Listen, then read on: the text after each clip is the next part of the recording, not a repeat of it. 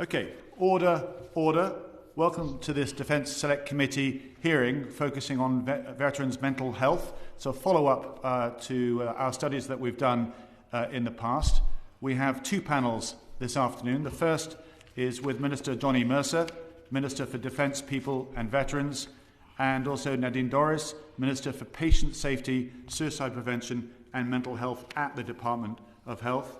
Also joined by Kate Davies, who's the Strategic Director Director of Health and Justice for the Armed Forces Sexual Assault Referral Centres at NHS England. Kate, welcome. Good to see you again.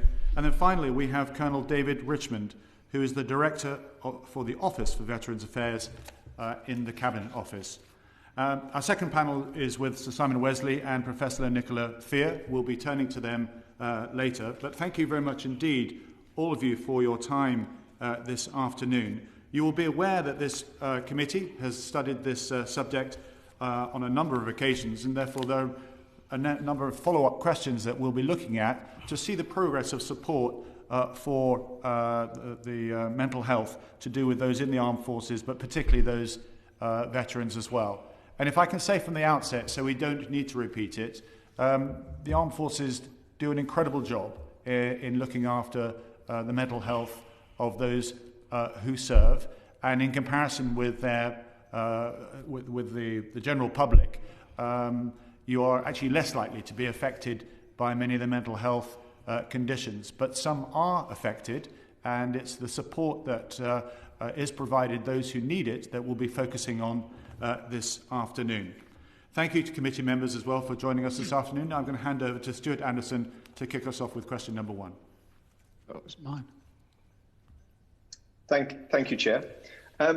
Minister Mercer, I watched prior to coming into this House with great enthusiasm the noise that you made around standing up for veterans, and I commend you for that. Now, the OVA, the Office for Veteran Affairs, has been set up. Has it been set up, or does it have the tools to deliver what it needs to? Basically, does it have any teeth behind it? Good afternoon, Stuart and Chair, and thanks very much for having me this afternoon. I'll get straight to your point. I think the OVA does have teeth behind it. I think it's been constituted in an interesting way, where it sits in the Cabinet Office outside of the MOD. I think that it is a new organisation. It is still, at times we fight for our place, as you would expect from any new organisation within government. But I can confidently say, with what we have delivered, where we've been constituted for just over a year, we have strategically and irreversibly changed what it feels like to be a veteran in the United Kingdom. Cognizant of the fact that we have some way to go. And I'm very clear on that. I've made that clear to the Prime Minister. And I look forward to continuing that fight to make sure that this country does its duty by those who serve. Thank you. So it's been set up right, the intentions are right. Can you demonstrate to this committee that it has made a difference in the year it's been set up? Oh, yeah. I mean, what have we done this year? We started off by publishing our strategy for the Veterans Consultation Response, which is the first time we've formalised that in the UK. We funded COPSIO to improve collaboration, which used to be a nice go-to word, but now is absolutely mandatory. We played a pivotal role in securing and allocating the £6 million of funding to support service charities during the COVID-19 pandemic. We launched a new employment scheme, making it easier for veterans to join the civil service, a guaranteed interview for them. We worked across government to deliver the rail card. Over 10,000 have already of those been sold to veterans or given to veterans and their families. We provided funding for the King's College London longitudinal study. There's been a huge challenge around data because we come from such a low base when it comes to veterans data in this country. We set up the Veterans Advisory Board to provide advice and crucially to challenge government, to provide that strategic challenge to government.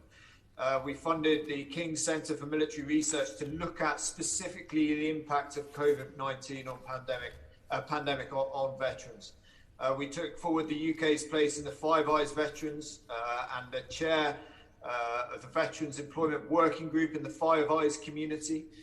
We created and chair the Strategy Delivery Group, which is a cross-Whitehall forum to drive and coordinate that really important document of strategy for our veterans. We co-chair the Service Charities Partnership Board with the MOD, and we've invested in the Veterans Gateway. On that point, Minister, a lot of good areas you're able to demonstrate, but within charities, how heavily are you still relying on charities? And how are you coordinating this reliance if it is still there? Yeah, look, there is undoubtedly a shift going on in this country at the moment, right? When I and you were serving and coming home from operations in 2006, 2010, there was a huge over-reliance on the third sector when it came to veterans care in this country. Okay, there is a shift undergoing at the moment as demand increases for veteran services and giving, particularly public giving, decreases.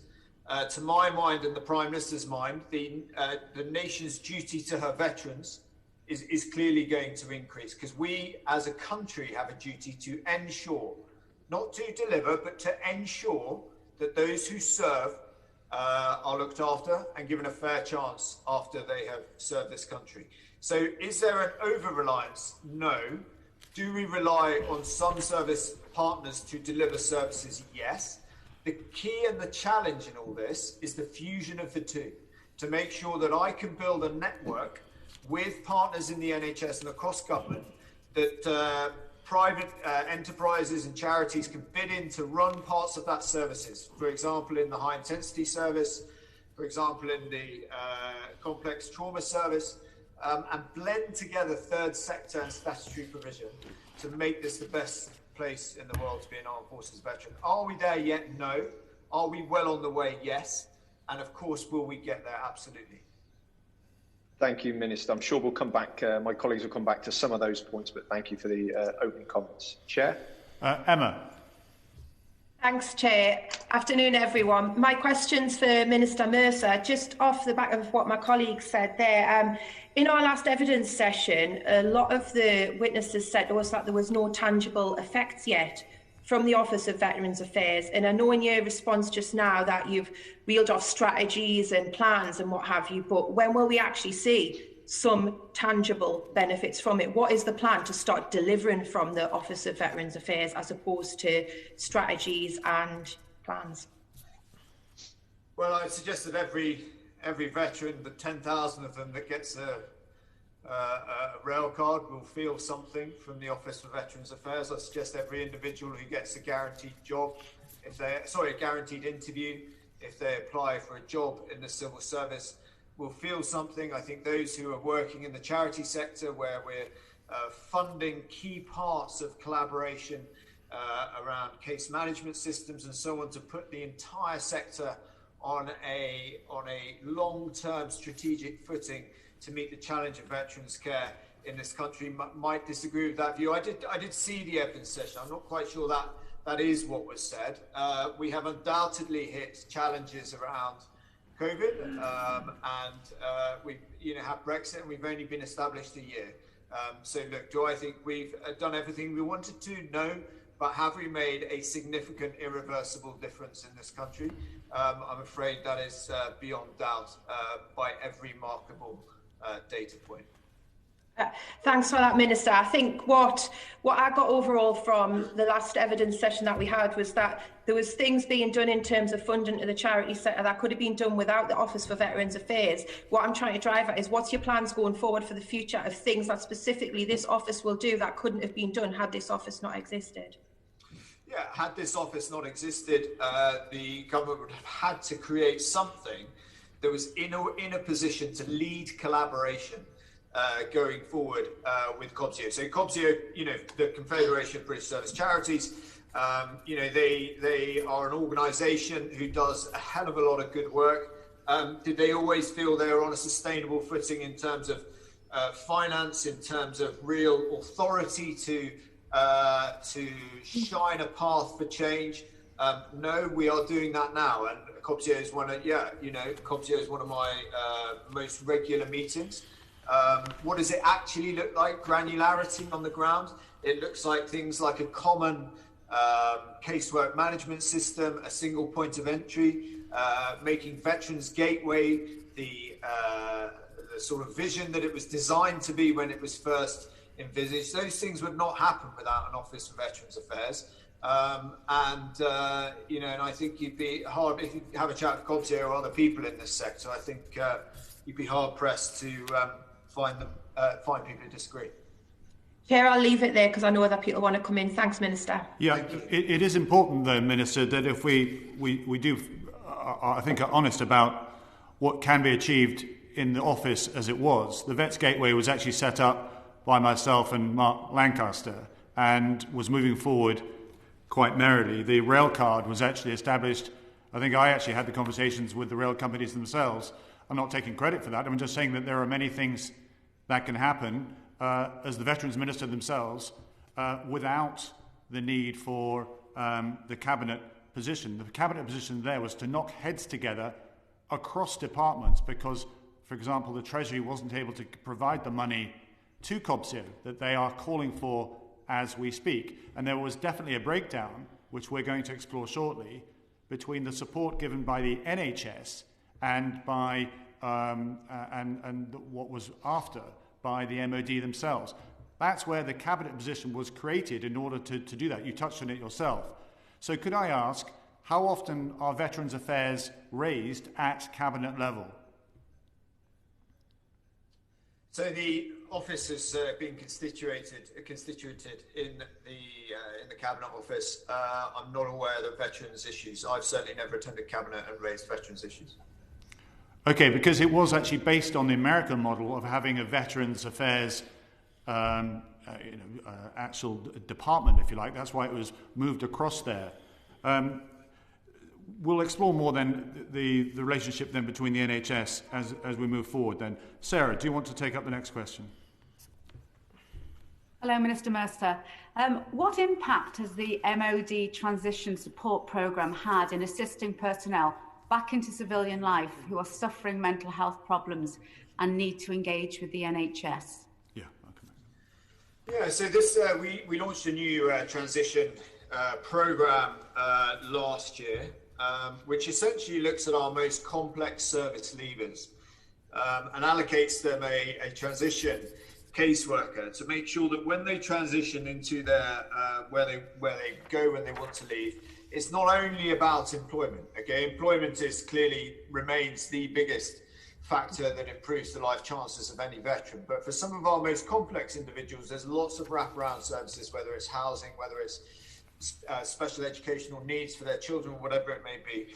And we've seen some significant successes, but it's been less than a year old. And when we hit that year mark, then I will, like I did with the Wigston review, I will initiate a review to see how we're doing and see if we need any course corrections or any more money or whatever it may be, to make sure that we are reaching those people that the program itself was designed to reach.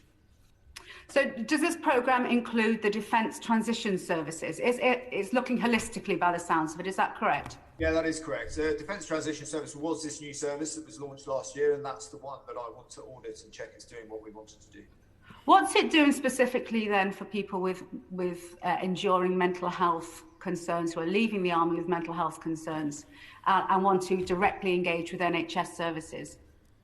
Sure. So we have the Transition and Liaison Service now, which has been going for some years, and is it is a success. And in certain areas of the country, it works extremely well. There are other areas where there's more to do. But this is a kind of that's one part of it. That's one part of someone's resettlement. Okay, there will be employment around that, and obviously we have the Career Transition Partnership who do a lot of work around that. But then, like I say, there will be complex individuals who require more wraparound holistic care. That's what the transition service is there to do. We've had some good success stories already, but like I said, I will be auditing that a year on from when it was announced. I believe it was in May of 2020. I'm more than happy to come back to committee and talk about that further in detail then. And just a quick one, how long does this service engage with veterans for? Is it time limited? So it's for their first year initially, but we're looking to see the most effective time that may be. If you leave the military now, you can access DCMHs, so the community mental health providers. Okay, you can access them for 6 months after you leave. It's a consistently changing theme that we're looking at as to whether or not we're providing the optimal solution for those who are leaving. And like I say, we will review that at the year mark and check that it's doing what we wanted it to. Okay, can I just really make a statement just to leave with you that we've been told in this committee that the symptoms of PTSD emerge around, on average, 4-year point after leaving service. So it might be a good idea if these services could monitor up to the 4-year point, but I'll leave that one with you. Thanks, Minister. Thank you. Can I just check on that? When do you go back to veterans after they've left the armed forces and they've served, let's say, in combat, in theatre of operations? Is there a proactive call to check on their welfare? So again, it is an area we're looking at the moment, and a piece of work is going on. For example, if you leave the military, there'll be a period of reserve service that people will receive letters from confirming their address and so on. And we're looking at different ways to incentivize people to have annual sort of checks on their health and well-being. That is certainly an area we're looking at. It's quite a complex piece of work because some people don't want that. And then how do you get a really accurate data set to then form your programs and policies around? But it's something under active consideration as to whether we reach out to people once they've left, yes. I mean, the stoicism you find in the armed forces, it could be that the people that don't want the call are the ones that may actually require it more than others. On the veteran's ID card, you now leave. Do you leave with some documentation to show that you are indeed a veteran? Everyone who now leaves gets a veteran's ID card when they leave. There is a challenge, and I've been very clear with the department. I'm not happy with the progress on this. We should have had it out by the end of last year. There's a challenge around backdating it to make sure that sort of fraud checks and so on those who have served, who left some time ago, and actually sort of retrospectively applying the veterans ID card. That is a challenge. We're not there yet. My vision for it is a sort of tool on gov.uk that anybody can go onto that website, type in someone's details and have a verification, if you like, as to whether or not somebody served in the military. And that obviously is a big ask from the charities as well at this time. That's something that we're working hard on, but I am behind schedule on that, and it's something that we're working on every day. When do you think the veteran's ID card for backdated will then come about? Well, I wanted it out at the end of last year, but we are struggling with the amount of checks and the sort of the IT infrastructure around required to conduct checks on people whilst not breaching data sharing agreements. So it's not as easy as it sounds, but we will get there, and we will get to a point where we can retrospectively award veterans ID cards to those who've served and left the military in this country. All right, thank you. Derek Twigg.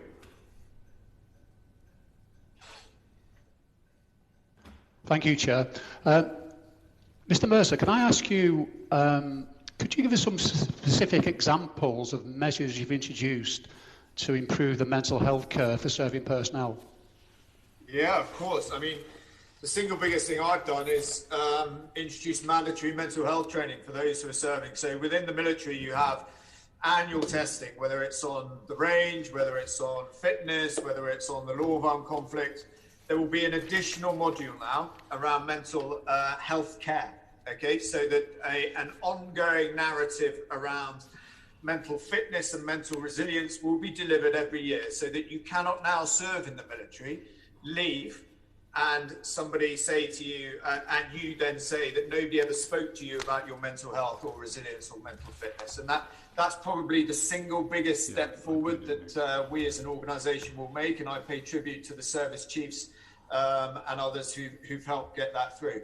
There's a series and a whole suite of training tasks going on at the moment, Ops Smart in the Army, Regain in the Royal Marines, that actively goes after mental fitness and resilience. We are light years away from even when I was serving 10 years ago. But until, I'm very clear that I want people who join the military to know that they're joining an organization where they will be the best version of themselves. As much as joining for the kit and joining for the aeroplanes and the ships, they want to join because they will be the best version of themselves. They will be looked after. That is my aim and my ambition, and we will get there. So how are you measuring or auditing the impact of these measures on mental health? Well, I mean, that will appear over time as we clearly face a set of statistics now around mental health and incidents of mental health conditions in the military. And over a period of time, once we've introduced these measures, I would expect them to reduce. Could you give us an example of how that would work? Well, I mean, the majority of our mental health work in the military at the moment is not around PTSD, it's around anxiety and depression and things like that. And actually, if we can get to a space where we have reduced numbers of people accessing those healthcare programs, then clearly we will be having an impact. So you're keeping, I assume you'll do that on an annual basis and check whether the statistics show any increase or decrease? Yeah, I mean, we measure this now anyway, every year. So I can tell you today that 0.2% of the serving population, 0.2 are currently being treated for PTSD. I know that that's not the rate of PTSD in the military, but this is an ongoing series of things that we measure. And yes, of course, we'll continue to do that once we've brought these measures in. Right. And how many people do you have in the MOD who are specifically working on mental health? I can write to you about that, but a great number, like hundreds. Yeah, but you haven't got the exact figures at the moment. You can write to me, can you? I'll write to you those figures, Derek. Yeah, and in terms of the staffing numbers, have you had any issues around having enough resource that you need to be able to carry out the changes and improvements and the monitoring that you need to do? So it's not so much an issue of resource, it's an issue of standardizing the approach, if you like, to make sure that we have a pan-defense platform of delivering mental health and well-being. So it's not an issue of resource, particularly within the military. There is clearly an issue of resource when, if you look at outside of the military and in terms of our various charity groups, they would say there are issues with resource at the moment, and that is a period of an area of acute challenge that we are all working on. Okay, thank you, Chair. Emma Lowerbuck wanted to come in quickly. Thanks, Chair. My question's for Minister Mercer again. Just in relation to the previous committee had recommended that back in 2018 that there was some research be done into the vulnerability of personnel recruited under the age of 18 in relation to mental health problems. Has that research been commissioned yet? And if not, is there any plans for it to be done? Emma, I'll write to you about that. Okay, thanks. Thank you. Can I turn to Nadine Dorris, please? Can you just explain to us the difference between TILS and CTS and how they are faring in supporting mental health issues? Well, I probably should begin by saying, and thank you, Chairman, and also thank you to Johnny, who is actually in the Office of Veterans Affairs, the lead on mental health in our armed forces. But I would just begin by saying, when I arrived in my post 18 months ago, and I look at where we are now in terms of the mental health provision, which has become available both through the long-term plan, the investment in the long-term plan, and in the bespoke services which have been developed by people like Kate Davies, who you have on the line today, and her team. We have come a very long way just in that 18 months. There was almost nothing available when I arrived 18 months ago. Now we have TILS, the transition service, the complex treatment service, and the high intensity service, which is being piloted at the moment. And I think the most reassuring fact that I can give you today on all of those services before I go to them individually is the fact that any member of the veteran community, or in fact our armed forces community, would probably only need to ask one other person where they would go to get mental health help, and they would have the number to call to access those services. And I think that's a tribute to everybody, to Kate's team and to the Office of Veteran Affairs and to DHSC and the mental health team over at NHS England and within DHSC. Because in 18 months, we have seen the NHS is not good, and I say this also as a former nurse myself. The NHS is not good at developing bespoke or the smaller services that service individual particular groups, and that's because NHS-wide, any service has to service the entire, as many people as possible for the investment which is going in and the entire community. But for the NHS to have developed services that deal with the specific, very specific needs of veterans that are as comprehensive as TILs, complex treatment services, and the high intensity support service is something that we should all be proud of. And I pay thanks to Kate and her team for doing that. In terms of, I think you are all aware of what the transition services does and the complex treatment services. Basically, complex treatment services are for those people who are suffering from PTSD, or as Johnny quite rightly said, those people who have more severe levels of depression and anxiety. I always like to make the point that we talk about mental health, but what we're really talking about is well-being or mental illness. For example, in reaction to the pandemic, we've had lots of rhetoric about, there's tsunamis of mental health and suicide rates, none of which has actually transpired to be true. What we had was people who experienced poor mental well-being as a result of apprehension, fear, lack of knowledge and understanding. And everybody experienced that, both veterans and everybody in the community. But most people, using their own resilience and over a period of time and accessing services, free services, NHS services such as Every Mind Matters, got the tools to help them through that. And that's about well-being. Mental illness is when we have people who suffer from real mental illness. And in that, I'd include clinical depression, severe anxiety, and they are two mental health illnesses which veterans can and do suffer from. Right. And Sorry, Minister. Sorry, Minister. I appreciate its helpful background, but this analysis that we're doing here at this committee is to probe about the conduct, the efficiency of TILs and CTS. So thank you for that background. That's very, very helpful. I just want to focus on these two functions, how they relate to each other, and how does a veteran get access to them? How many CTS centres are there in the country to begin with? Well, there's been specific additional resources put behind all of those services. How they would access them is they can self-refer or they can go to their GP and their GP can refer them. That's why I made the point of the telephone number that they use to ring and gain access is available and known by most veteran families. There's considerable funding gone behind the services, 16.5 million of investment per year.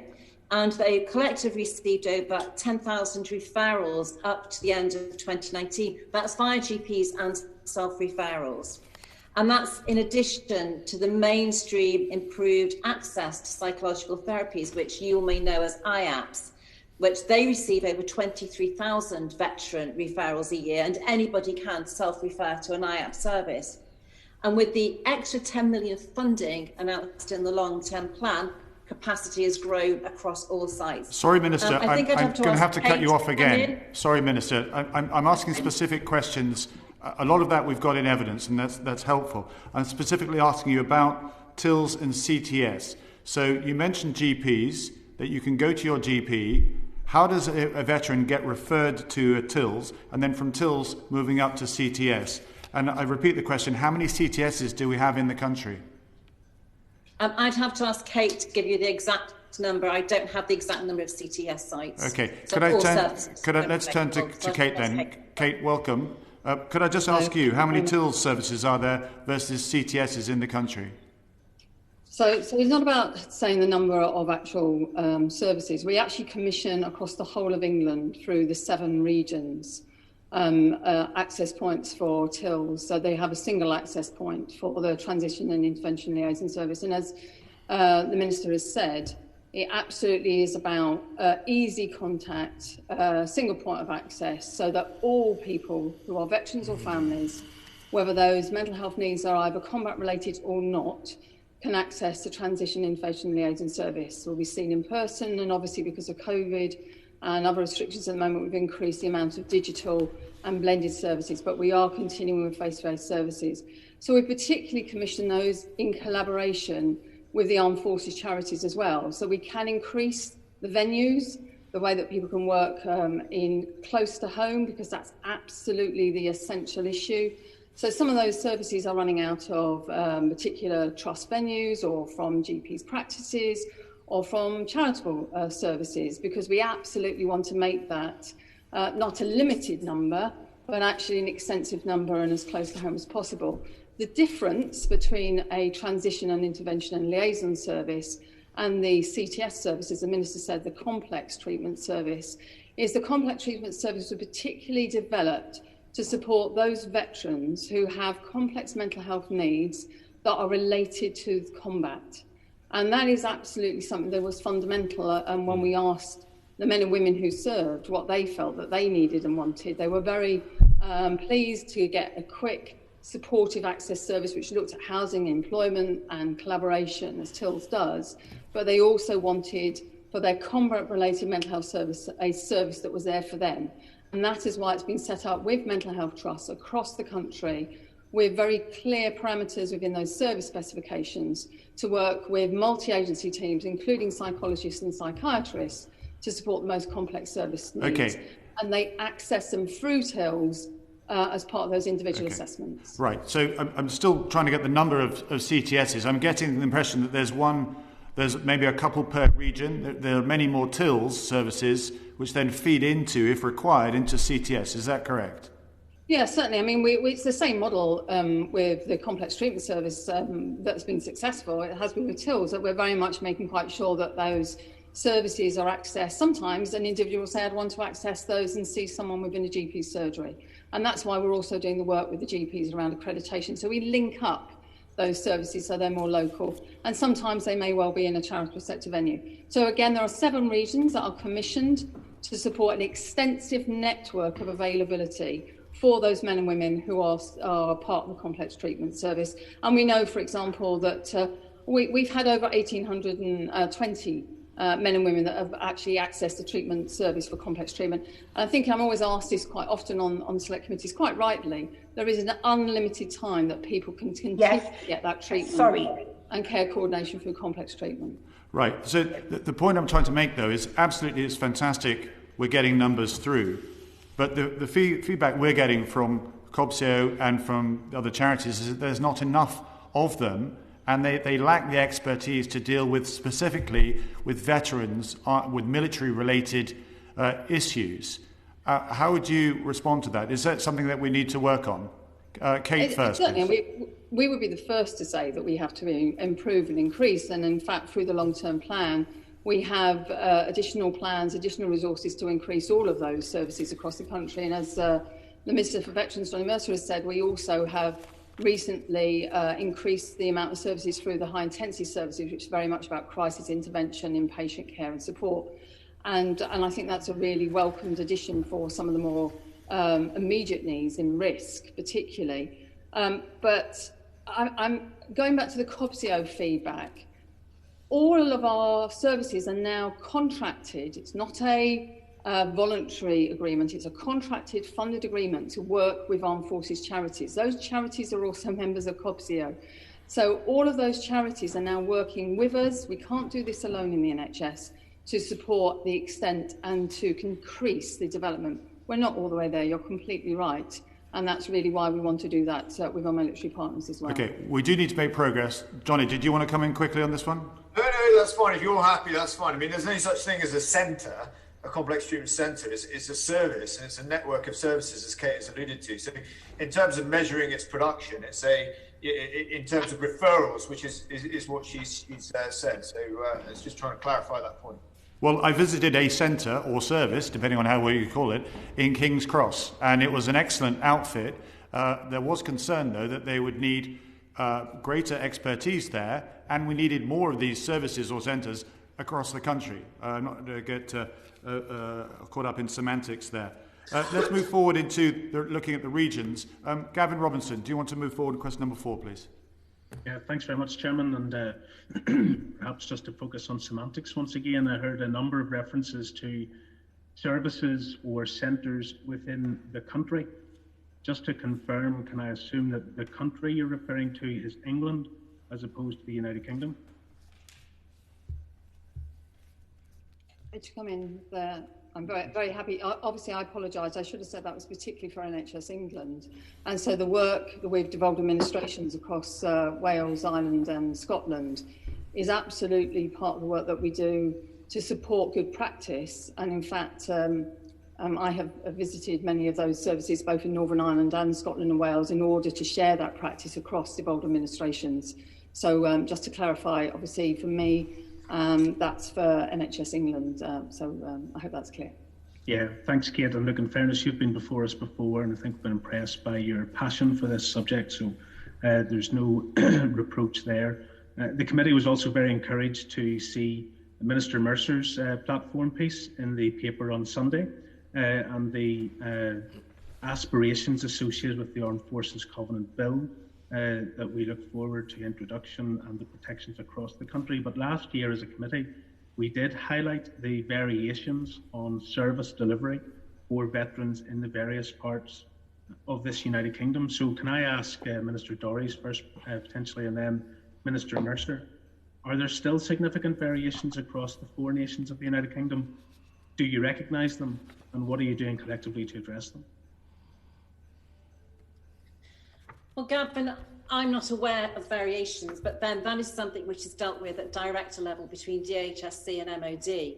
And again, I hate having to keep put you on the spot, Kate, but I think this is something which goes into Kate liaises at that level. I'm aware obviously of the services and the policies that are implemented in England, but because it is a devolved matter, it's dealt with at director level within DHSC.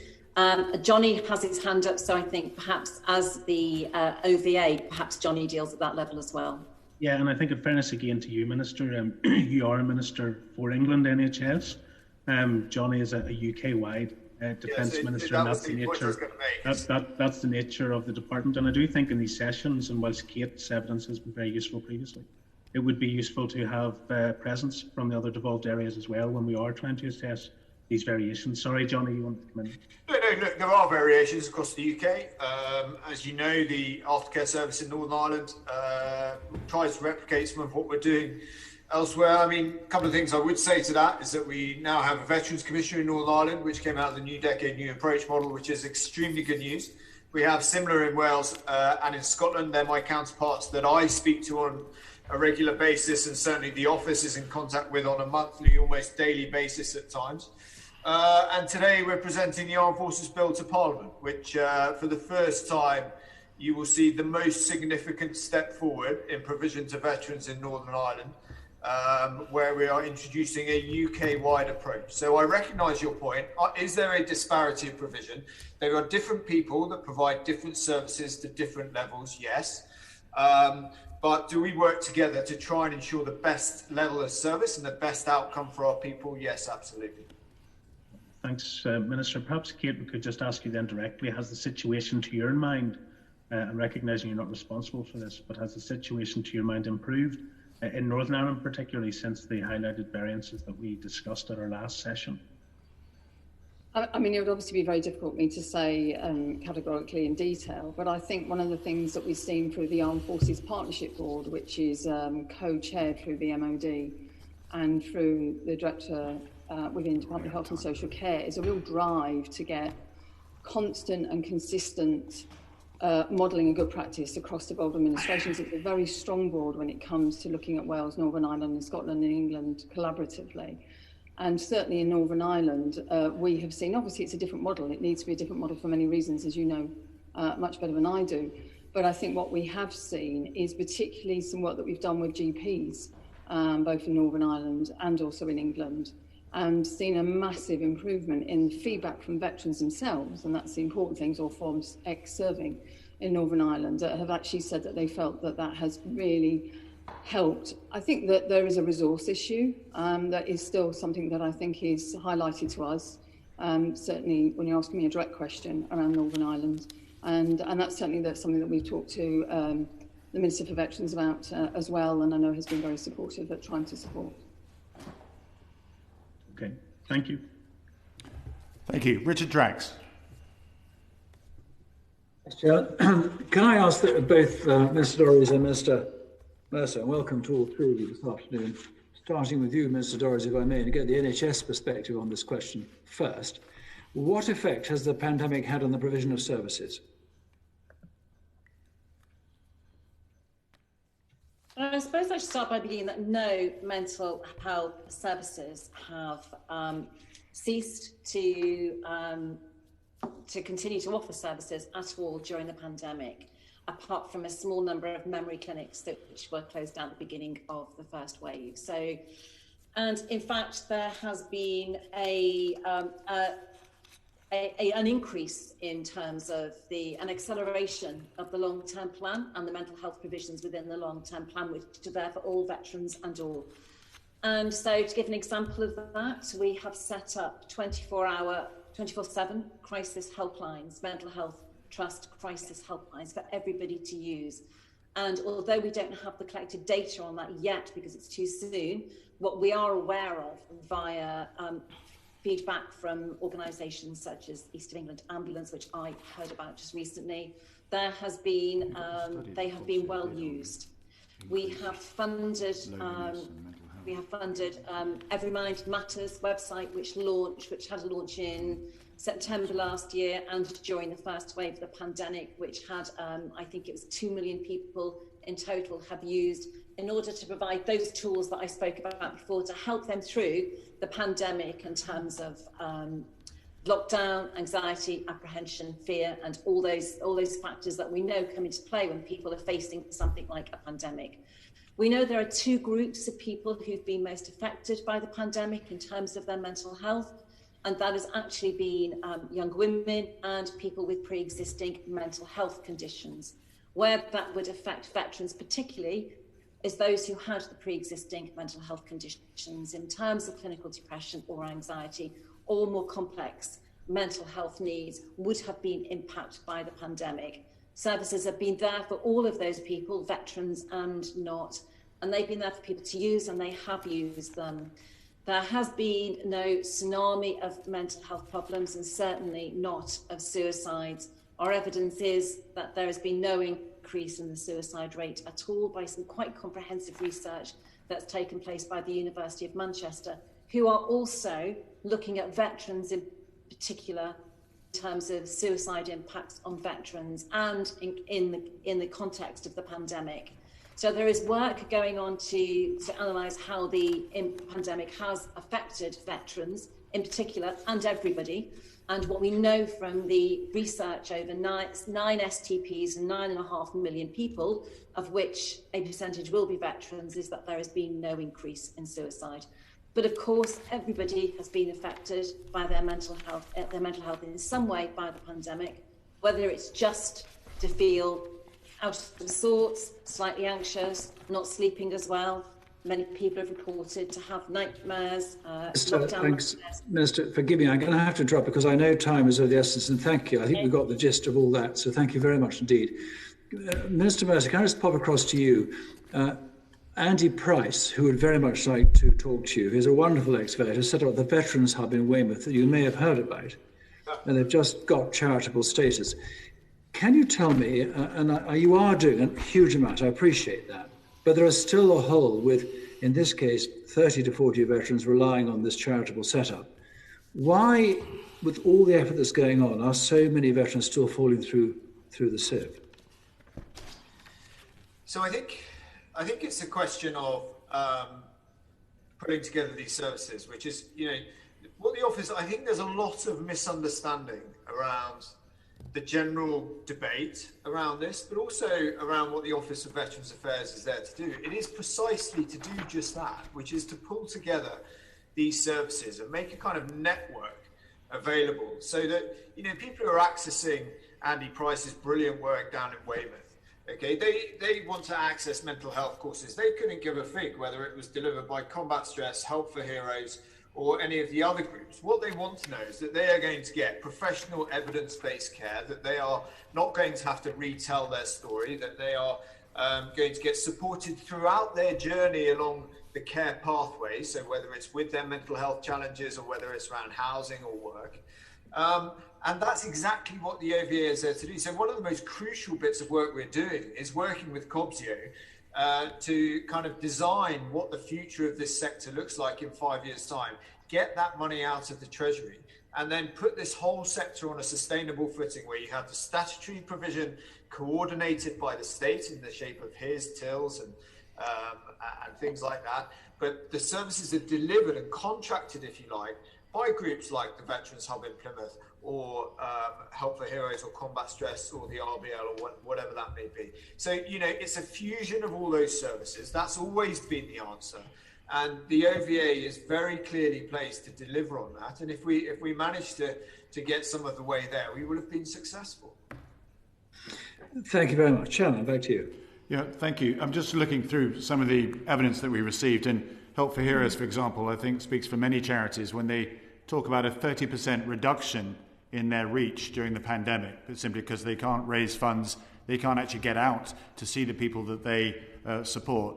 And indeed, many charities that are not perhaps as financially as buoyant as Help for Heroes could very well not make it through this pandemic. Are you working with COBSIO to express these concerns to the Treasury?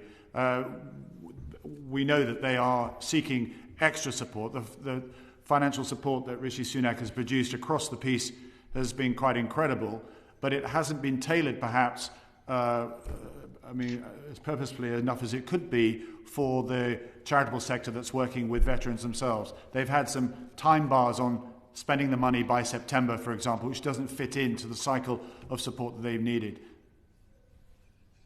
So we're ongoing with conversations with the Treasury at the moment. We've actually been asked to go away and look at a model whereby we can come back and fund and lead collaborative work through some of the biggest charitable organisations in the country. I'm not going to speak publicly on who they are or what that looks like, but that is absolutely the direction of travel. And the Treasury's been very forthcoming with that. Finance in this sector has not always really been the biggest challenge. It's always been collaboration, points of access, professional level of care, case management, care pathways, and things like that. So, look, we will always fight for more money, of course we will, but, that off to one side, we have a hell of a lot of other work to do as well, and that's what we're getting on with. Okay, thank you. Stuart Anderson. Thank you, Chair. Minister Mercer, I want to follow up on the points that we just talked on veterans' suicide there with Minister Doris.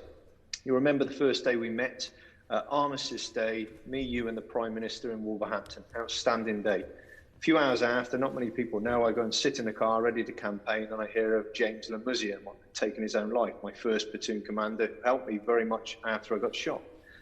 A few months later, Gaz Case, another outstanding soldier I served alongside.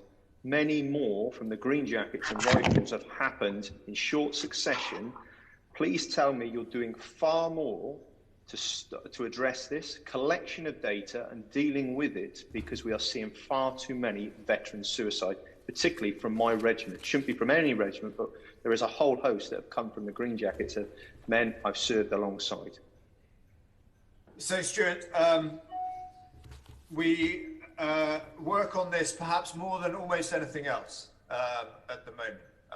One of these suicides, is a tragedy for the individual, clearly, for their family and friends, but for us as an institution, right, where we want people to come to the military, be the best version of themselves, and leave having had a wonderful time greatly enhanced by their service. Okay, so this is a thing we take hugely seriously. The first money we ever spent in the Office for Veterans Affairs was looking at the data behind suicides, because we start from such a low base. The veterans data and suicide data in this country just didn't really exist. And so, you know, we now have some very clear studies going on. We have a cohort study of 20,000 people that King's College were doing, studying what happens in their lives from 2003 onwards. Again, we now own that as the Office for Veterans Affairs. We've commissioned Manchester University, working with the NHS, to look at all deaths since 2003 and pick out the suicides from that, and then study what happened in the 12 months before that individual took their life, to understand if there is anything we could have done.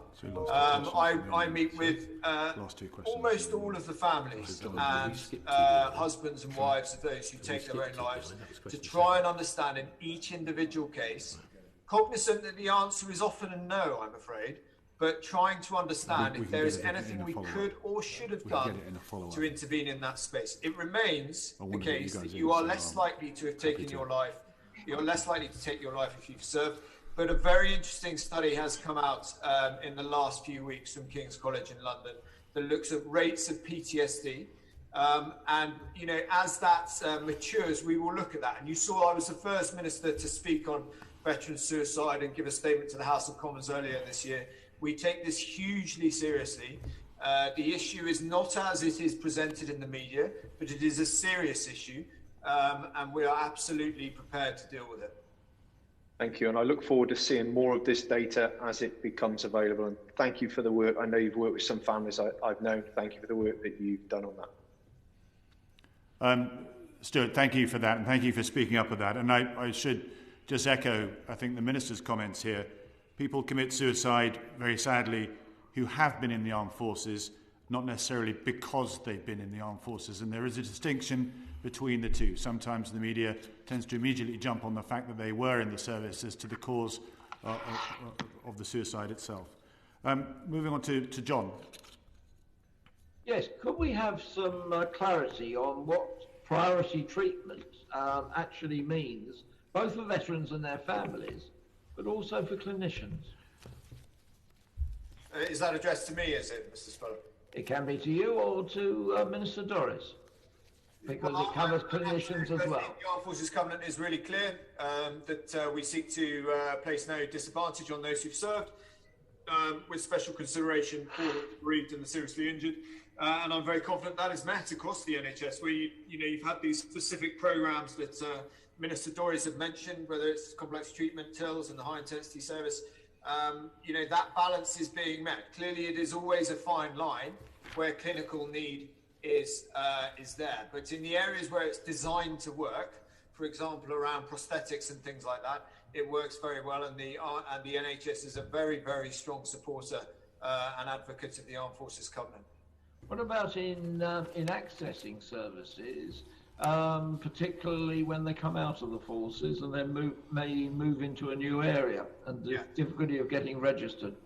So this is the critical thing around the Armed Forces Covenant, was that it was designed to ensure no disadvantage, not an advantage, but no disadvantage. And that's why in this legislation that I'm laying before the House today, it will, if this legislation passes, it will be unlawful to discriminate against individuals because of their service. So, speaking to your specific point, if you have a child with special educational needs in Plymouth and you are posted to Arbroath, you cannot not have those services delivered to you by a public body in health, housing, or education. That will be unlawful for that local authority to do that. And so we are equalising the experience for service personnel, veterans and their families, as well as making it unlawful for individuals to be discriminated against. It is a challenge, and you're right to highlight it, and we will be addressing it in this year's Armed Forces Bill. Given that we have a National Health Service, why do we need legislation rather than administrative direction? So we need legislation because the Armed Forces Covenant, as it currently stands, is a voluntary mechanism that is applied and useful to the vast majority of people who rely on it. There are small cohorts where someone's experience of the Armed Forces Covenant will not be the same as it, or as good as we would want it to be. So what we have to do is try and level up the floor through legislation to make sure that local authorities understand they have a due regard, which is a legal term to make sure that they follow through on the principles of the Armed Forces Covenant to deliver in the delivery of their public services in health, housing and education. And that will really mean something to individuals who are posted all over this country. Well, that may, if I can just finally, Chairman, that may be helpful, but particularly with the NHS, but even with local authorities, you know, the local government department issue directives on a almost on a weekly, if not a daily basis. But particularly in the health service, where we have the Secretary of State for Health, why cannot directives be issued? Why is legislation may add a little bit of teeth to it all, but fundamentally, ministers should be able to direct government policy. Surely that's the point of ministers coordinating this, is to get government policy set out rather than waiting for legislation. You're absolutely right, John, but you'll know that government policy directives doesn't always mean something to people who are trying to access those services where it doesn't work for them. And I've had countless people write to me where they've invoked the Armed Forces Covenant or spoken about it, and you know the government policy may well be, and departmental policy may well be that we've signed the Armed Forces Covenant and we will adhere to it. But the reality as to how that feels on the ground for our men and women is not the same as that, and that's why we are legislating to ensure that it is. Anything to add, Nadine? Well, John, I'm not an expert on the military covenant, I'm afraid, and I do defer to Johnny's answer on that. But if I could just beg your tolerance and just make one point, Chairman. Nobody commits suicide. Sadly and desperately, some people do take their own life. But, and I know we talk about suicide figures, but when we are talking about people who find themselves in this situation, we do say they've taken their own life, not that they committed suicide. And so I just thought I'd make that point as we're discussing mental health, and it always helps people to be aware of that. And so, John, sorry, I don't have anything further to add. Thank you. Okay. Thank you, John. Mark Francois. Thank you, Chairman. Minister Mercer, like the Chairman and you, I'm a former Veterans Minister, and I think everyone in the committee would agree instinctively with what you said at the beginning of this session, which is, quote, "We have a duty to ensure those who served are looked after." Unarguable. One of the greatest detriments to the mental health of our service personnel is the sword of Damocles that hangs over those who served in Northern Ireland. The government has repeatedly promised to legislate in this area. The Conservative Party 2019 manifesto that you and I were elected on said, "We will also never forget the immense contribution of the police and armed forces in standing firm against terrorists in the past and the debt we owe them for peace today." I know it's the Northern Ireland office lead, not the MOD, and I know that you've done your bit with the Overseas Operations Bill to protect Iraq and Afghan veterans. You're not the problem. Where's the bill, Minister? It's a fair point. I haven't done my bit. I won't have done my bit until we get this legislation. It is something that I am engaged in with the Northern Ireland office at the moment. You'll know that's been the situation for about 6 months now. The Prime Minister is very, very clear on my views. The Prime Minister is absolutely clear that we will honour our manifesto promises. I accept the frustrations around the delays in it. This is a complex piece of work that has not been done for 40 years, but we will deliver on that manifesto promise. I'm more than happy to come back and speak more in depth about that and the overseas bill and any other issues that we see. Minister, I press you because this is something this committee and its predecessor committees have chased literally for years. When he stood to be the leader of the Conservative Party, Boris Johnson signed a double-page article in the middle of the Sun saying, in terms, if I become the Prime Minister, I will legislate to protect veterans, including Northern Ireland veterans. He said it specifically, against vexatious prosecutions. So the Prime Minister's promised you can still draft legislation at home if you're a parliamentary draftsman, even during a pandemic. When is the Secretary of State for Northern Ireland going to stop talking a good game and start playing one and bring us a bill? There's immense frustration amongst veterans who served, among politicians in this place. Here's a letter that I and Mr Drax helped to coordinate in late 2018 to Theresa May. 100 MPs, 50 peers, 3 ex-chiefs of the defence staff, called Defending Those Who Defended Us, calling for legislation. We were told it would come. The Prime Minister said it would come. Where's the bill? Mr Francois, this Prime Minister will deliver on that manifesto pledge. When? Well, he has a defined period of time from the general election to deliver that. If there's another general election, he hasn't delivered it, then he will have failed in that, but that is not going to happen. I expect to see something in the first half of this year. Can you be any more specific, Johnny? I know it's not your department. I can't because it's not my department, but this is something that I'm engaged on every week, and you can imagine the level of fight I'm currently having.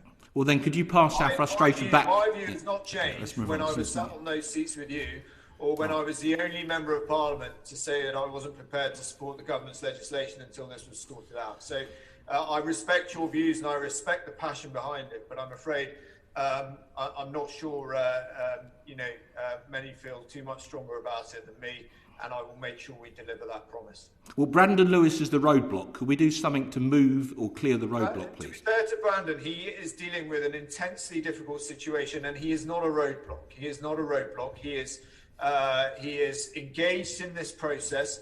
And I reiterate again, Mark, for 40 years, no government has done anything on this. It is intensely difficult, but we will get there. This Prime Minister will keep his promises. We just want to know when, Johnny. Thank you. Right. Minister, we need to make it clear, though, that it isn't 40 years that nobody's done something about it. The stumbling block is in the Northern Ireland Assembly, because what you need to get through has to pass there, and Sinn Féin won't allow that to happen. And we've avoided that in this debate. And that needs to be made very, very clear. That is ultimately the stumbling block here. Otherwise, this would have been achieved, I think, a while ago. Mark, can I invite you just to ask a quick question about Stamford Hall, please? Very, very quickly. The Defence National Rehabilitation Centre at Stamford Hall, what are we doing to utilise that for the treatment of veterans that have mental health issues? So at the moment, that's predominantly focused on rehab at the moment, and I've read the previous report from the Defence Select Committee that talked about establishing it as a kind of centre of excellence for mental health provision. You know, there are areas of that we are looking at. The current model of best practice in mental health care is care in the community, and we've seen Combat Stress have had to make that transition as they've gone from residential services towards care in the community. We will be ruthlessly committed to best practice to get best outcomes for those who need it.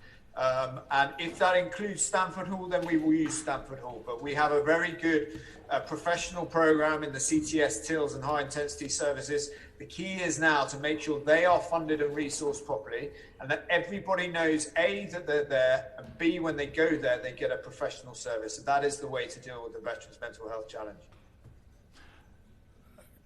Okay. Yeah, thanks. Can I just add, I visited Stamford Hall, and as I'm sure you have, Minister, it's an incredible setup. The frustration is that if you are a serving soldier and you then transfer to become a veteran and you're using the facilities, you're able to have access to it, and that's fantastic.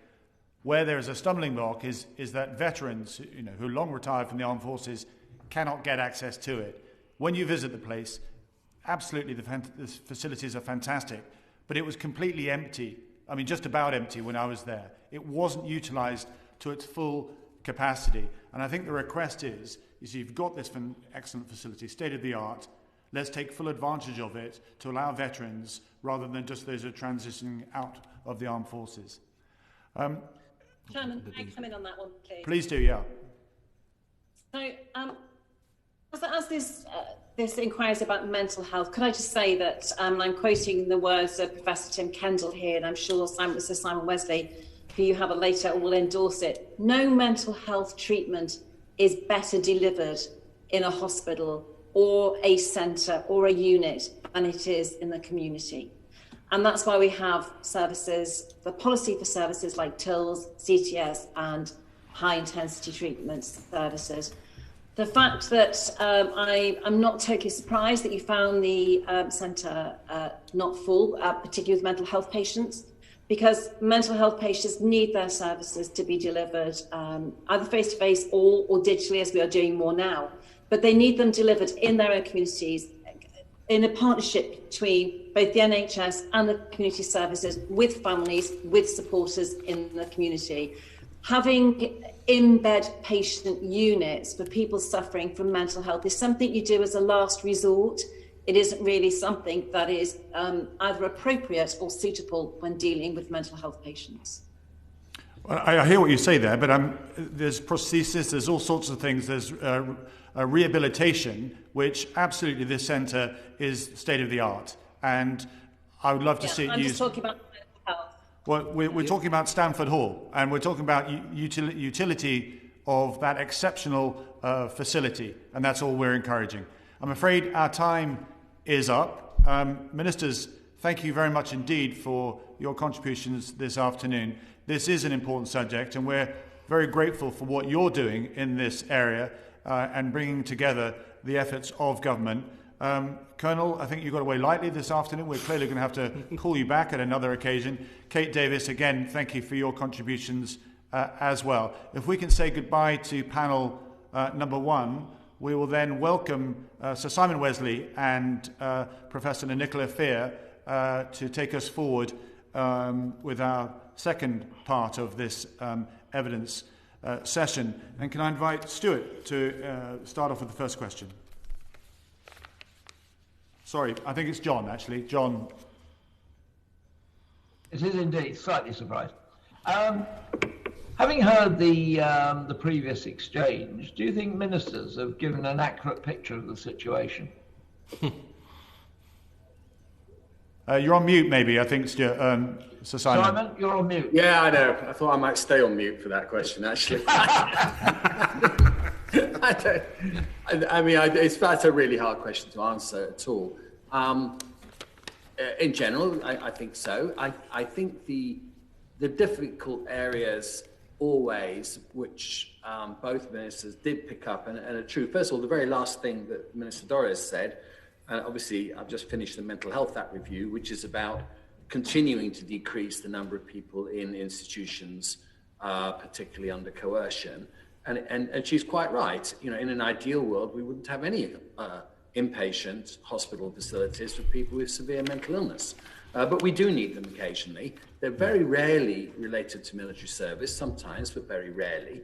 And we should also remember that military psychiatry in the First World War was what gave us our modern military healthcare systems, which was to treat people near to where they were, as quickly as they could be, as close to home, which was then in the military, and with the expected recovery. And that's why we have crisis intervention and why we have home treatment. And we wouldn't have had that without the military. And that hasn't changed. I think centres of excellence work very well for research, and they work well for teaching and training.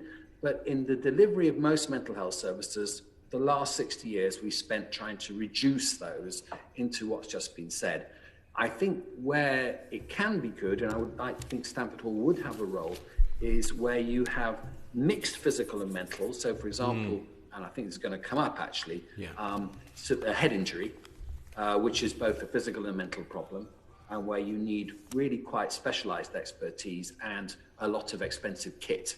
And in general, in mental health, we're very cheap, by the way. We don't use lots and lots of big machines and lots of big tests, but we do sometimes around brain injury, and that's not freely available outside specialist centres. So I think that would be an exception, and that really, in the military context, would be the main one, where we have very complicated mixed physical and mental problems that are beyond the remit of local services. But it's not like there is a Mayo Clinic, the best in the world, that does the best mental health care. The best mental health care is local, not often delivered by people like me, actually. And it's delivered in teams, it's multidisciplinary, involves families at all times. And I think Minister Dorries, I thought, got that right, actually. But we go a lot there to Stamford Hall because of the Advance, which is a research project, but does also deliver care. But that's where you do need the amazing stuff that they have there. And it is amazing, you're quite right. I mean, it's not available to most. As long as we don't call it world beating, which seems... No, if I ever say world beating, you have my permission to shoot me on the spot. Nicola, anything to add to that? Thank you. No, I mean, I was listening out to all the statistics that they were reporting, and I was kind of, happy they kind of aligned with much of our research. So from that perspective, I was, ticking things off. You say you qualify from that perspective. What about it? What about more in the round? That's very unfair, John. Oh. You've known me as a minister. Fairness is not my key characteristic. Okay. No, I did think it was. I mean, there was one bit that actually Mr. Mercer I thought was going to get wrong when he talks about 0.2% having PTSD, which is I've seen in briefings for quite a while, is a ridiculously low figure. But actually, he qualified it to say that's the number in treatment, which is actually accurate.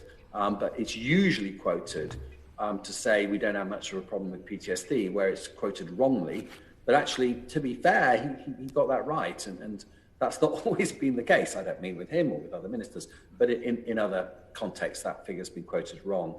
I think we do know a bit about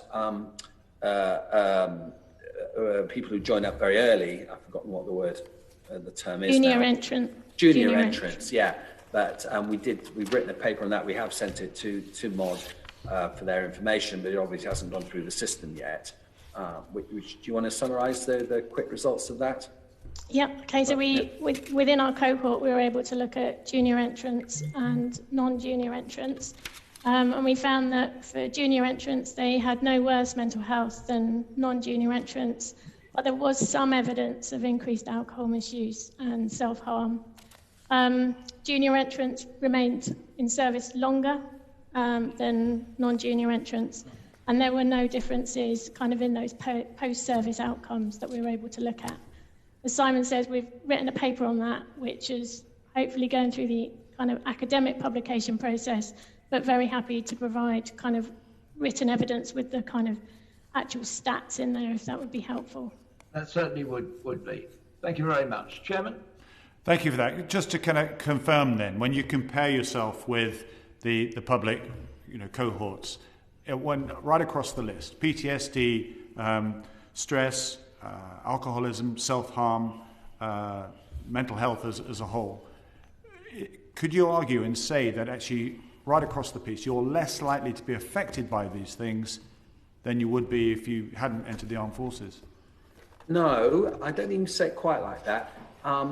It depends on what outcome you mean. So, for example, if you take contact with the criminal justice system, I think one of our favourite pieces of work where we have this huge, for those who don't know, and I know a lot of you do, and it's very nice to see so many familiar faces, but we have this huge cohort that's been running firstly from Gulf 1 and then from Talik Herrick, which is a random sample of around 10% of the people who served during those periods.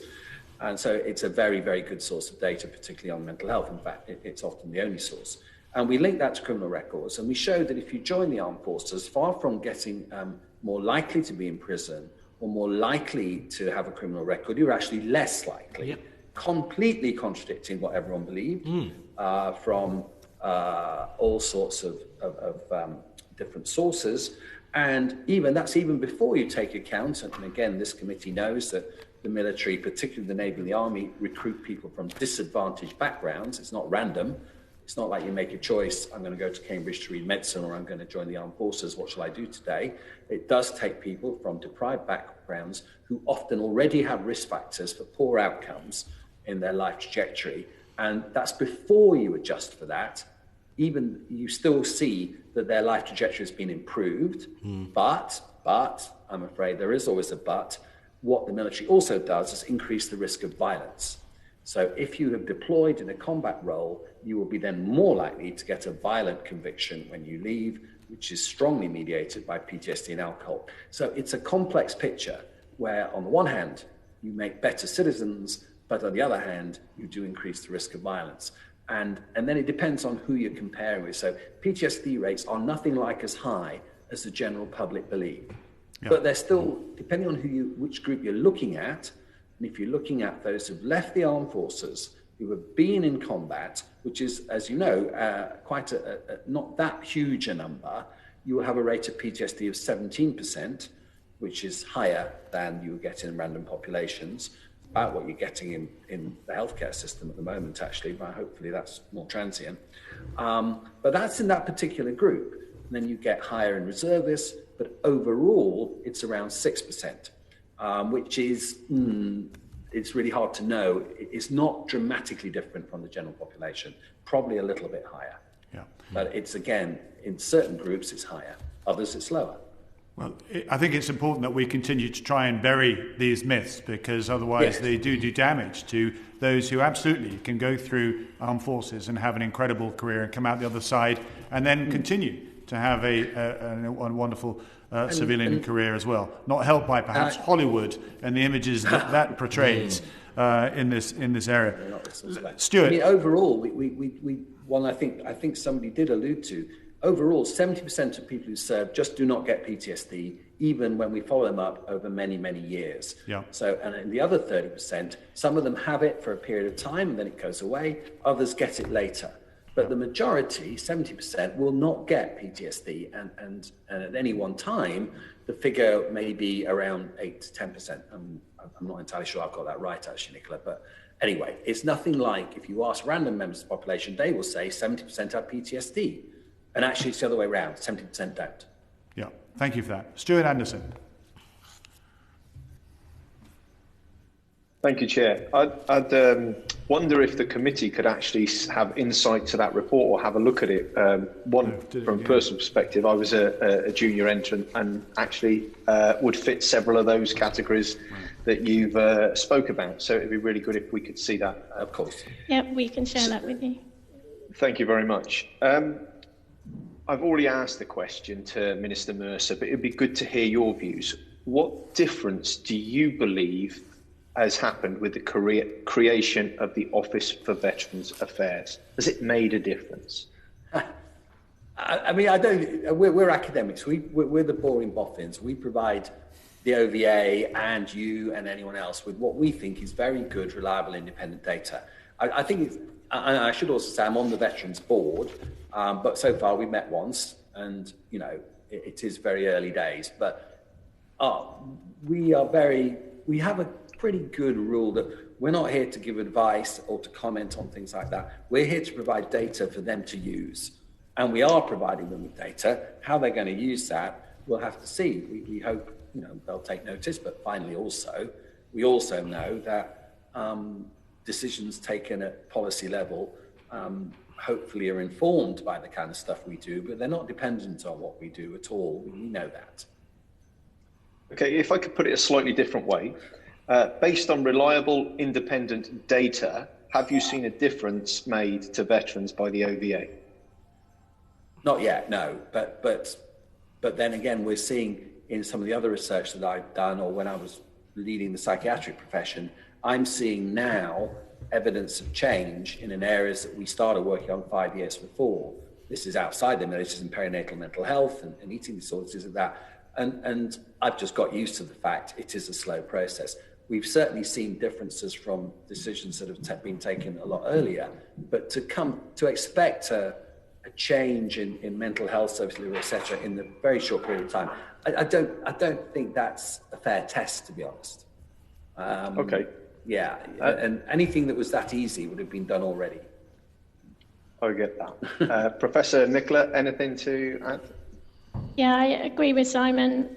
As you heard from the Minister, OVA have funded the next phase of our cohort study. So, we're very grateful for that funding, and, maybe we will be able to look at some of these new initiatives that have come in since OVA has been in existence when we do that follow-up. So we may have some evidence for you further down the line. So Simon, are you being heckled there? No, sorry, that was the end of dry January. That was the delivery of wine. That's a bit early. You're premature there. Can I just? You mentioned true. Times are hard. You mentioned the Veterans Board there. Could you just explain what its function is? And you said it's only met once. In what period is that? Well, it was only set up. Colonel Richmond, really, if he's still around, will be able to answer that. We are due to meet again in 2 or 3 weeks' time. It's due to meet 4 times a year. So it met the first time it was November, I think. Colonel Richmond is still on as he organises it. He'll know, and we're due to meet next month. So the first one, as I say, of all these things, it's a getting to know you session and all that stuff. And to try and focus on what would be the key objectives. And so that's as much as I can say, really. I'm pretty sure its second meeting is in 2 or 3 weeks' time. Okay. Colonel, I see you're still there. Did you want to add anything? There. Yeah, I mean, the Veterans Advisory Board was conceived, recruited, signed off by CDL and had its first meeting from sort of that whole process took from midsummer to the first meeting in November. The second meeting is, I think, the 16th of February. So very early days, and it's there to provide a variety of different perspectives and independence of thought and insight and challenge to ministers and advise the OVA on next steps and some of the major muscle moves necessary over the coming years. But it's very, very early days for the board. And are the minutes published at all? Can we see? They are. Okay. If it's possible to ensure that the committee gets a copy, that would be very, very, very helpful indeed. Can I turn to Derek Twigg, please? Thank you, Chair.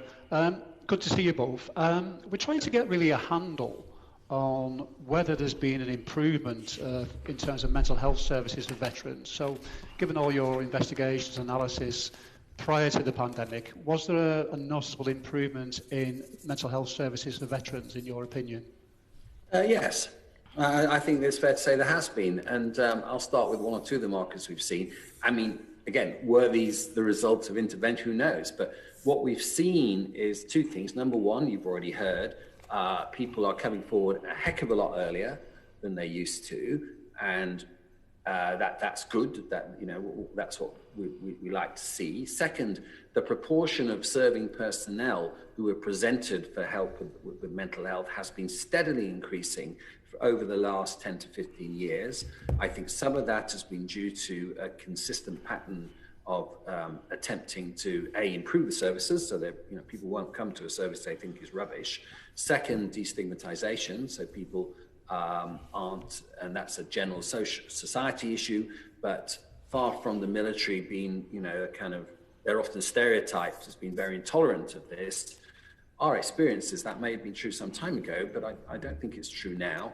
And you get roughly about the same rates of people presenting in the forces than you do in the general population. And dare I say it, in my profession, in medicine, and in your profession, in politics, much better rates that present for help than in both politics and in medicine. So I think that's a good story. And if Kate Davis is still there, the access to talking therapies for veterans now, and I think 20,000 have been treated through the IAP system, which is a new, well, not that new, but reasonably new, has made a big contribution that simply wasn't there when we started this work, and when you were the minister, Derek. It has changed since then. But again, it's a slow process. Do you want any more you want to add to that, Nicola? Thanks, Simon. No, I think the only other thing that I would add is, and that I suppose picking up on some of the points that Gavin made in the earlier session around the differences across the nations and the work that Professor Sherry Armour at Queen's University Belfast has conducted has shown that there are veterans are concerned about seeking help and sort of disclosing their military experiences, which I think is different to the context in the rest of the UK. So the variations then across the nations. Yes, Northern Ireland obviously has its particular issues that you were touching on when you were discussing other issues that aren't our business. But yeah, there definitely are more serious barriers to seeking care there. And Wales and Scotland, anything particularly? Off the top of my head, I can't remember actually. Okay. Nicola, do you remember? I don't know. Sorry, I lost my ability to unmute, but I'm not aware of any differences. I think the biggest difference we've seen is from the work from Northern Ireland. Yeah. Okay. I suppose sorry, Simon, go on. Sorry. Yeah, I just want to say one thing, just because I'm going to have to go because there's a very urgent meeting on the mental health of the NHS workforce, which is a crisis at the moment. And I have to say, I think in the next few weeks is more important. And so I'm going to have to go. But I just want to say one thing before I go, which is one of the reasons that I was pleased to be asked, which is that your last hearing was on mild to moderate traumatic brain injury. And I just wanted to say a couple of things that disturbed me listening to that, which was about the research we've done. One of your witnesses said that we didn't know anything about the prevalence of MTBI, as it's called, in our serving or non-serving populations, and then said some things that were just completely wrong about the research we've done. And I just would like 2 minutes, if I can, just to say we do know how many people have MTBI. We do know a lot more about it than was said, and it would be good just to correct the record on some of those things, because you were clearly very interested in that, and you might like to know what the actual facts and figures are. Professor, thank you for that. Can you just explain how much investment is being made into this area? Investment? Yeah, the United States are putting a lot of money into this this area itself. Are we doing the same? Well, the United States has a completely different way of providing services. So, as you know, once you've left the US Armed Forces after, well, it was 2 years, then 5 years, you rely on the Veterans Administration, whereas here you don't. We don't have a Veterans Administration, so it's just simply not comparable. And what's actually more interesting, in my point of view, is the rates of MTBI in the USA are 3 to 4 times higher than they are in the UK, whereas our rates are very similar to those in Canada. So there's many other factors. What we know is that when we do the surveys that we do, and we do ask about MTBI, we use the same measures that the US do. We don't just study those with drugs and alcohol, as your witness was saying, we study everyone. The rate in those, the background rate is 4.5%, the rate in combat is about 9%. This is considerably lower in the US. But when we go out to theatre to see how many people actually have had head injuries, and this is, I'm not allowed to do this, but this is dodgy stuff that we do in role 1 and role 2, where most are seen, this is concussion, we find a lower rate, around 3 to 6%. And we also find, and this is really important for what Mark Francois was saying, there is huge overlap between mental health conditions. The symptoms are very similar to those found in PTSD. PTSD is actually an outcome and a predictor.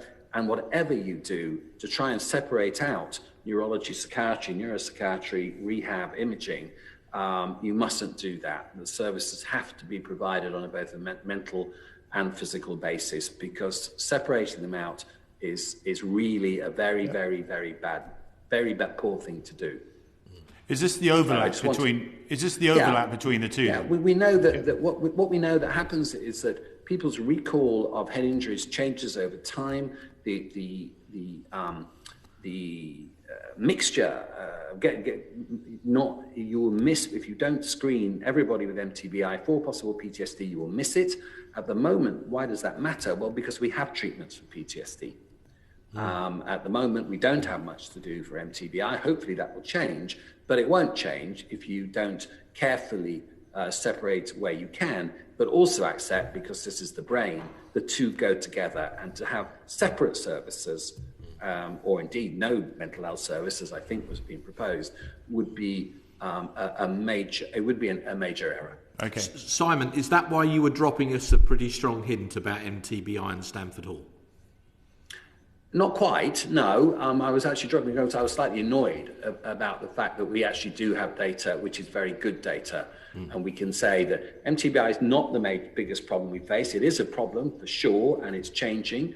But as Professor Green said, most people recover very quickly. So the number of people who are left with problems 6 to 12 months, it's not a huge issue, but it's an issue.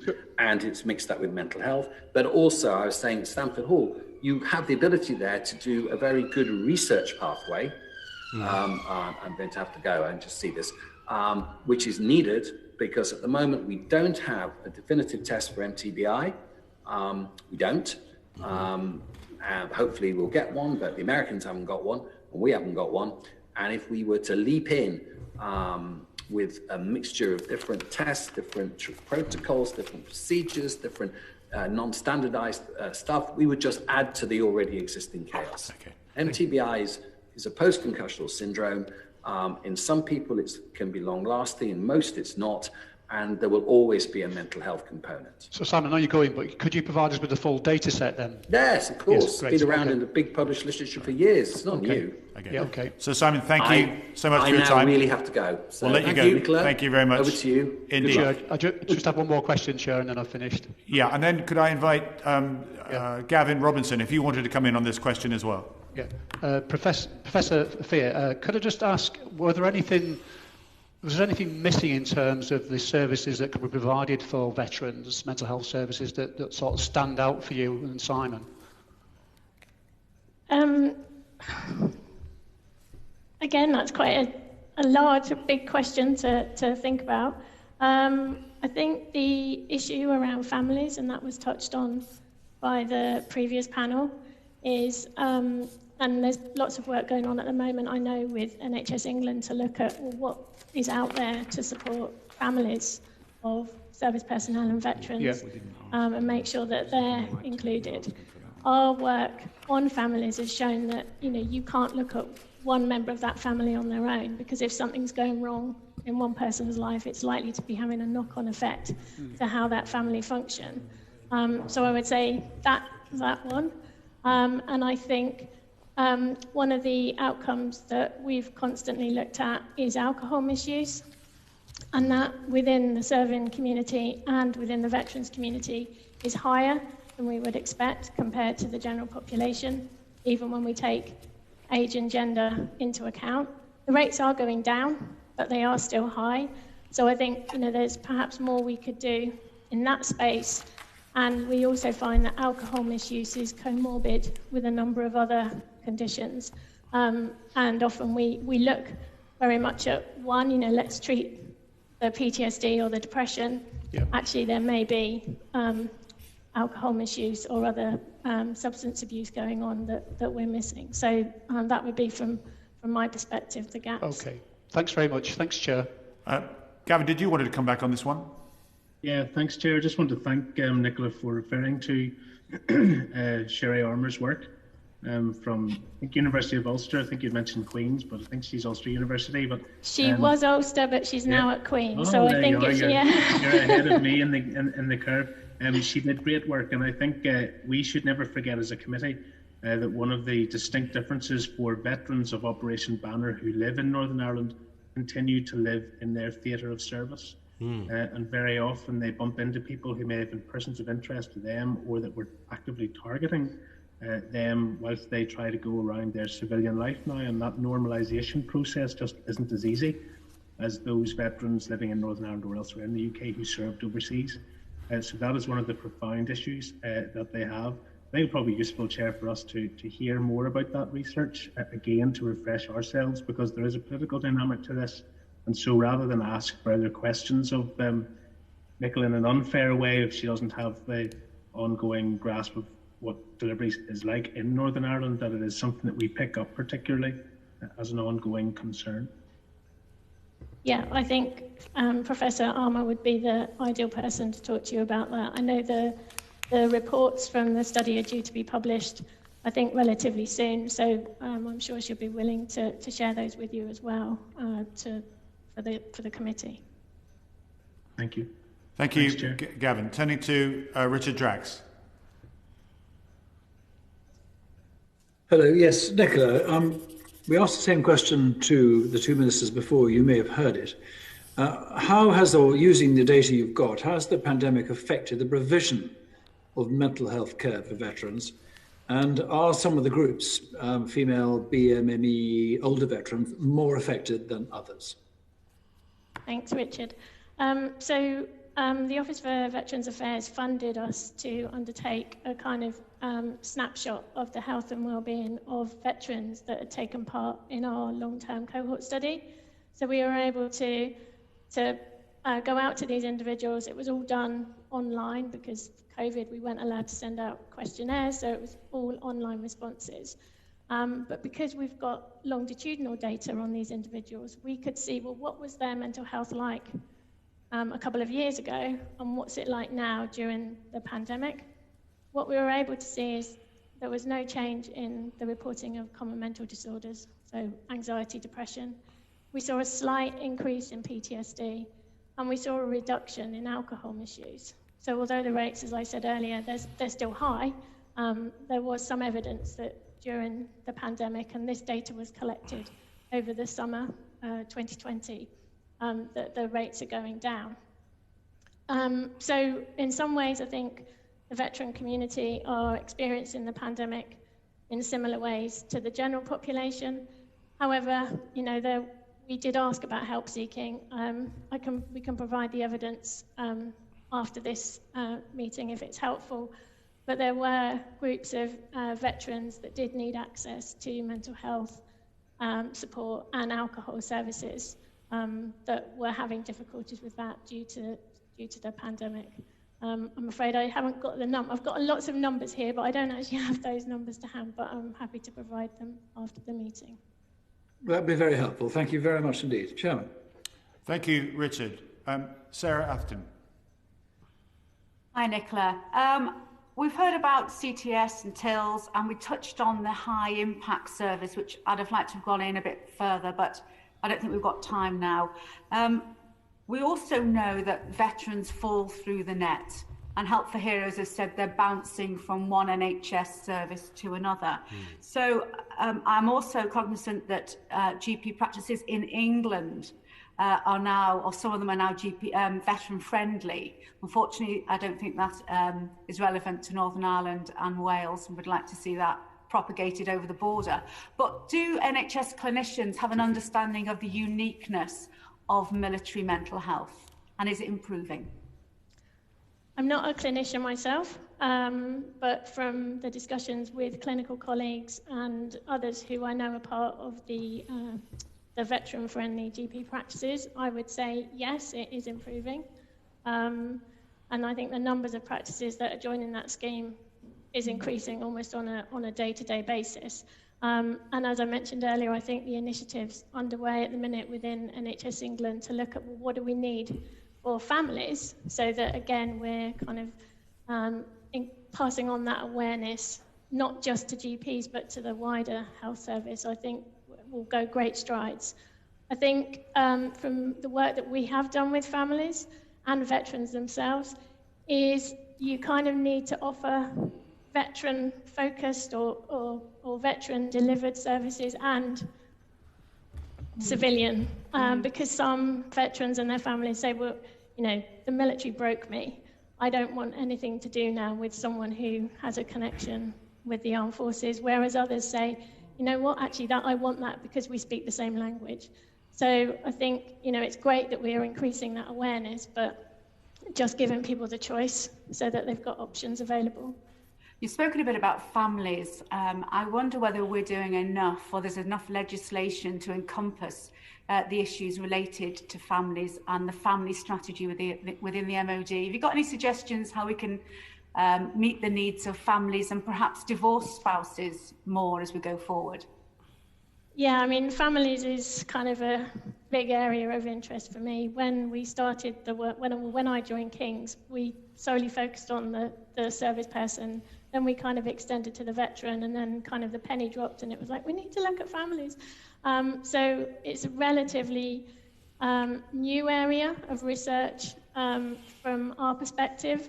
And I think in the past, if I, speak speaking honestly, that, families were forgotten. People, the focus was on the service person and the veteran, but that recognition has increased. We are very good, the research to date has been very good at focusing on that traditional family. So they're married and they've got the kind of obligatory 2 children, and it's normally the male who was serving or is now a veteran, and it's a female spouse. So I think we need to be thinking about, what about these non-traditional families? And, I think we're not there yet. We don't actually know the size of that community and the needs of that community. And I think we need to do that to understand then what services do we need to provide. Now, I don't know whether you can just clarify something for me about traumatic brain injury. Shall I go further with that? Are you able to speak a little bit? Just some it depends what it is, because I was like, Simon, please don't go before they've asked about MTBI.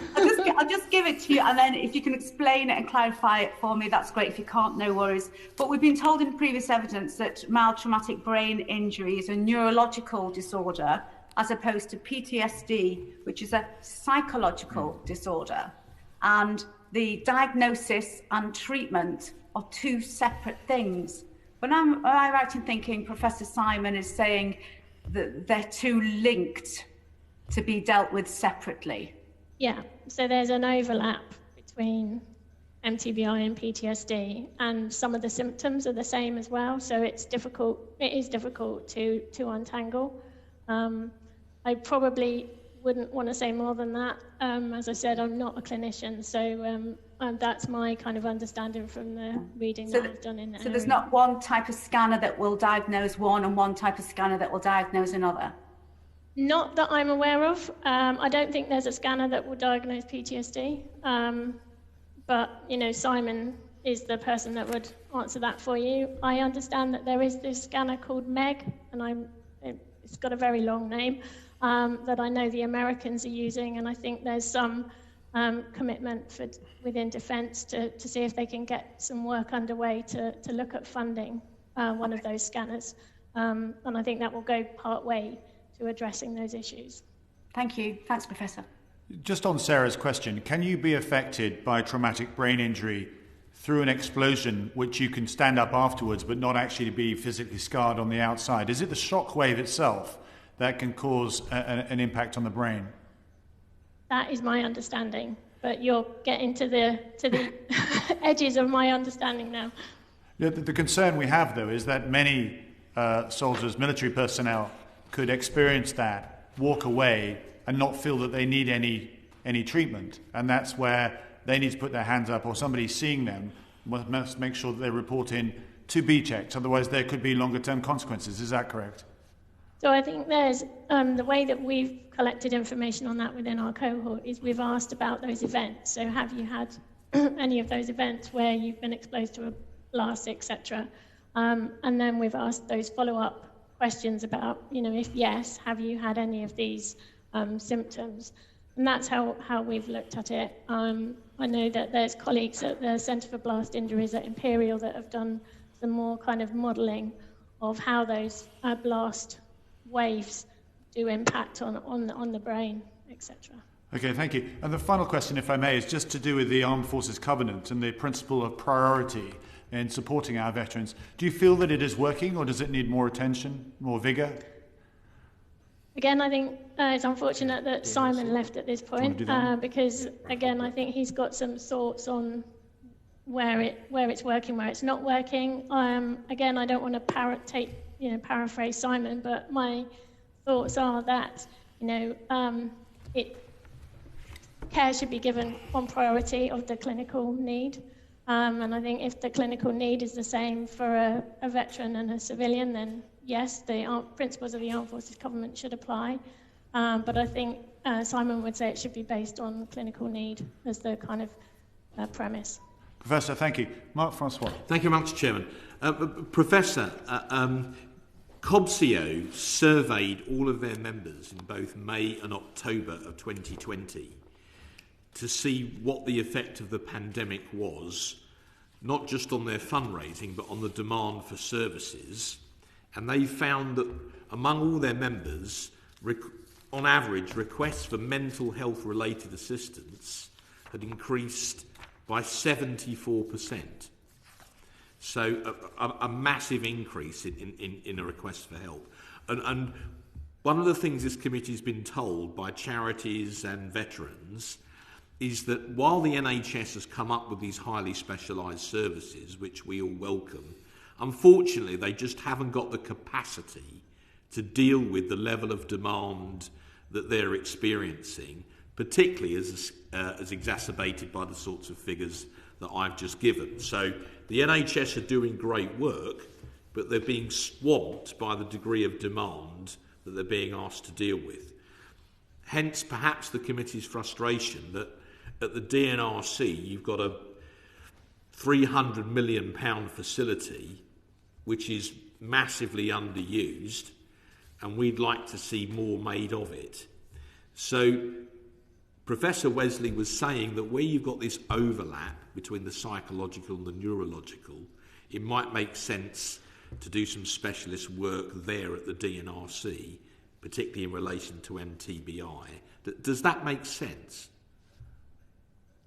Yes, it does. I mean, there's more and more work being done in the general population looking at comorbidity of a physical and a mental health condition, and treat both kind of at the same time, rather than kind of focus on one and then the other. And I think that could be the case with Stamford Hall. If you've got individuals there for a physical health condition, then what can we do to support their mental health and well-being at the same time?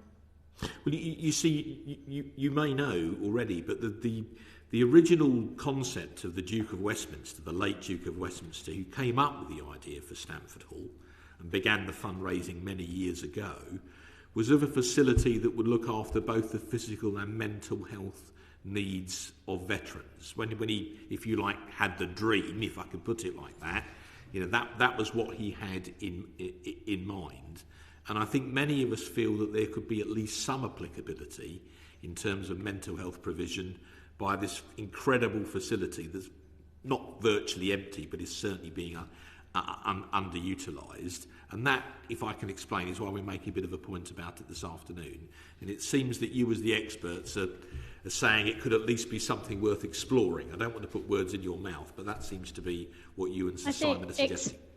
Exploring from a kind of physical and mental health comorbidity perspective, all the research to date shows that for treatment of a mental health condition, then it's better to treat that condition locally.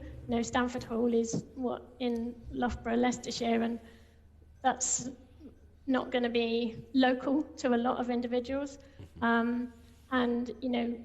We've moved away from that kind of residential care for mental health problems into a community setting. We know that, but the problem is that the local services can't cope with the level of demand. And we've heard lots of very unfortunate stories of where people are diagnosed as needing help. They're then referred for treatment, but in some cases they're waiting for up to a year to get into a treatment program. And unfortunately, in some of those cases, in the worst cases, they take their own life while they're waiting. So the theory is great, but the capacity isn't there to execute the theory. So what advice would you give us then? That is a real challenging question, and I think, the discussion to be had with our NHS colleagues who were on the previous panel. And it's not an answer, but we're seeing that there are challenges for mental health provision across the board, not just for the veteran and armed forces community. So I think this is something that we as a nation need to think about how we deal with. But I would say that this is a conversation to be had with clinicians and with the NHS, and I'm afraid there's probably not much more I can comment on this topic. Okay, thank you very much. Yeah. It is an interesting point, though. I mean, in any hospital, they can't offer all the services from A to Z, and therefore we end up specialising across the country, whether it be prenatal or whether it be cancer services and so forth. And the public anticipate and recognise that you may need to go further for that specific treatment. What we're seeing at Stanford Hall is an incredible capability, a campus environment which the military actually enjoy. They quite, veterans quite like going back there. It's a sense of arrival, a sense of purpose that you're doing something there with incredible facilities. And I think the point has been made is that it's underutilised. Let's get our vets in as best we can. Can I say thank you very much indeed? You're the sole survivor now of 7 people in all that have come today. Very much appreciate your time this afternoon, Professor Nicola. Thank you to Sir Simon that also had to go. Colonel David Richmond, Katie Davis, Minister Nadine Dorris and Johnny Mercer for their time this afternoon. That brings to the conclusion this Defence Select Committee's study on mental health and our follow-up into the connection with the veterans. Order.